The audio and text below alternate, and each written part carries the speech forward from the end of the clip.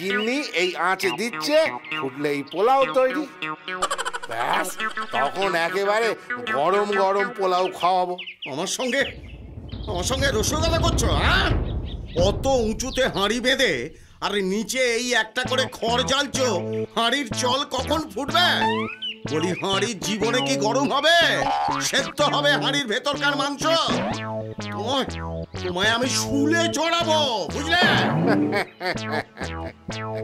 মহারাজ, পৌষের হাড় কাঁপানো ঠান্ডায় দূরের একটা প্রদীপের দিকে তাকিয়ে যদি কোনো গরিব চাষির গা গরম হয়ে যায়, যদি প্রদীপের শিখার প্রতিবিম্বে পুকুরের ওই কনকনে ঠান্ডা জল গরম হয়ে যেতে পারে, তবে আমার এই ছোট্ট হাঁড়ির চাল মাংস কেন, ওই খড়ের আগুনে আস্ত একটা কাঁটাও সেদ্ধ হবে মহারাজ।